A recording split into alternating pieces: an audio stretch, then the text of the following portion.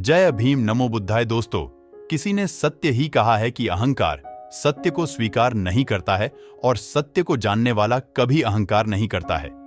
Hello दोस्तों, एक बार फिर से स्वागत है आपका अपने चैनल विजय रॉय ट्रिपल जे में। आइए शुरू करते हैं आज की कहानी। संत शिरोमणि रविदास का जन्म काशी में हुआ था। उनकी माता का नाम कर्मा देवी तथा पिता का नाम संतोख दास था। चर्मकार कुल से होने के कारण जूते बनाने का अपना पैतृक व्यवसाय उन्होंने हृदय से अपनाया था। वे पूरी लगन तथा परिश्रम से अपना कार्य करते थे। संत रविदास बचपन से ही परोपकारी और दयालु स्वभाव के थे।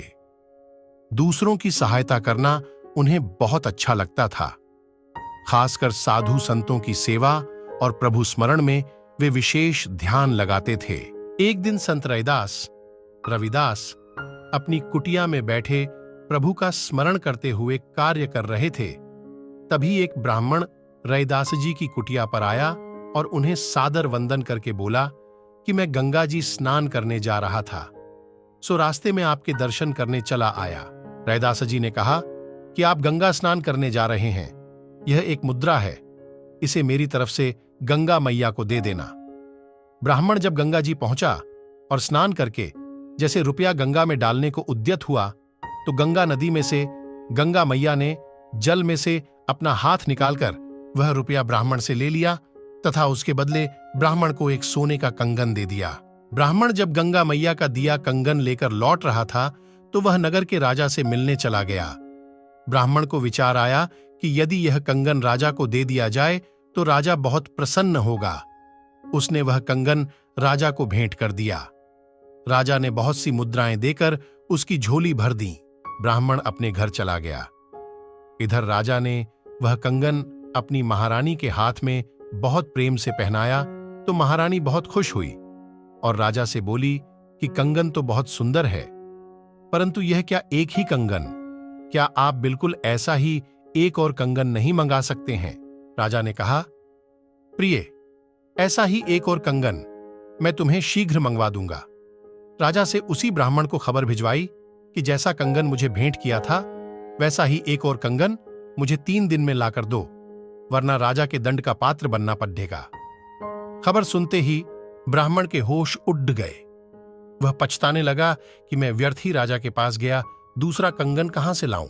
इसी ऊहापोह में डूबते उतरते वह रविदास जी की कुटिया पर पहुंचा और उन्हें पूरा वृत्तांत बताया कि गंगा जी ने आपकी दी हुई मुद्रा स्वीकार करके मुझे एक सोने का कंगन दिया था, वह मैंने राजा को भेंट कर दिया।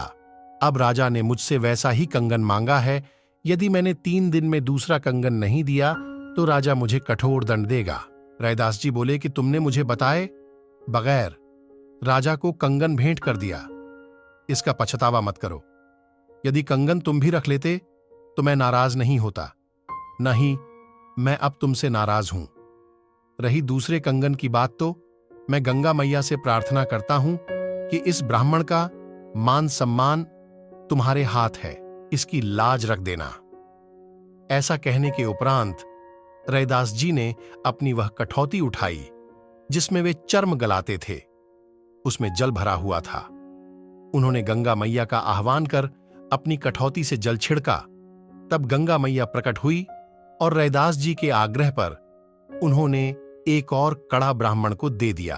ब्राह्मण खुश होकर राजा को वह कंगन भेंट करने चला गया और रविदास जी ने अपने बड़प्पन का जरा भी एहसास ब्राह्मण को नहीं होने दिया। ऐसे थे महान संत रविदास। एक अन्य प्रसंग के अनुसार एक बार एक पर्व के अवसर पर उनके पड़ोस के लोग गंगा जी में स्नान के लिए जा रहे थे।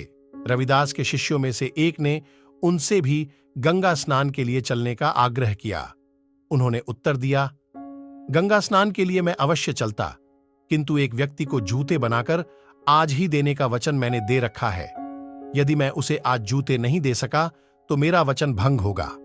ऐसे में गंगा स्नान के लिए जाने पर मन यहां लगा रहेगा तो पुण्य कैसे प्राप्त होगा?